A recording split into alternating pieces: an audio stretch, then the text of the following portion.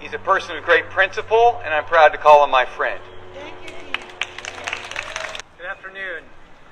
Again, I'm Dean Royer. I'm senior litigation attorney with Zito Wong Law and the lead attorney on this case. We represent a class of taxpayers. We represent a class of taxpayers throughout Northern California, as was mentioned, multiple counties. And our class has been harmed in the sense that has been described before. Their tax dollars that they have been required to pay to the federal government has been allocated to pay for the genocide that is ongoing in Gaza.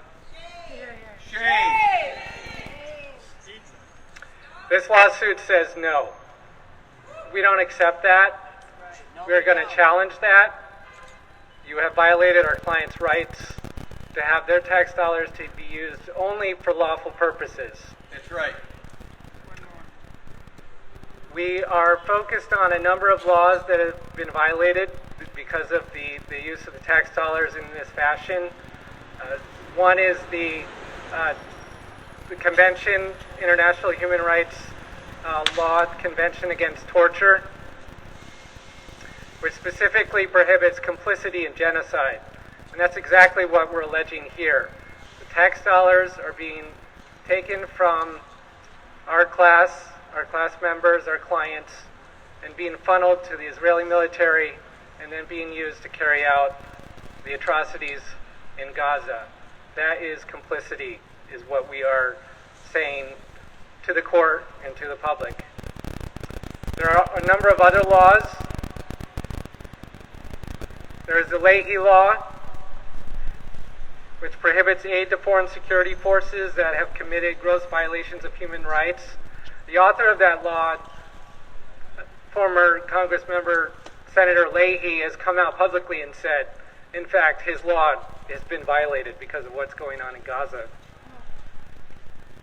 Also, the Foreign Assistance Act of 1961 and Arms Export Control Act, which prohibit assistance to any country in which the government's engaging in a consistent pattern of violating internationally recognized human rights.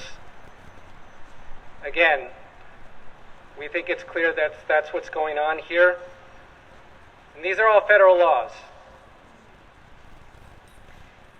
And then there's the conventional arms transfer policy by the U.S. federal government that prohibits U.S. weapons transfers that risk facilitating or otherwise contributing to violations of human rights or international law. So you can see that there's a number of violations going on here, both from international law, human rights law, to federal law, to federal policy.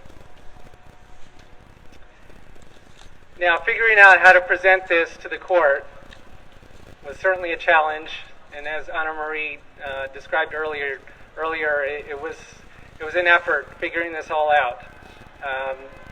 We are presenting this case under the Ninth Amendment. Ninth Amendment essentially says the rights that are specifically laid out in the other amendments, that's not a limit on the people's rights. The people's rights are otherwise reserved, even if they're not specifically contained in other amendments.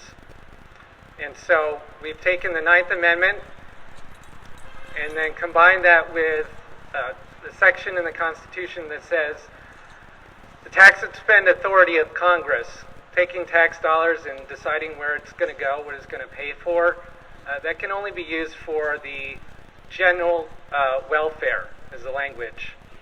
And what we are saying in this lawsuit is that using tax money for unlawful purposes in multiple ways cannot possibly be for the general welfare.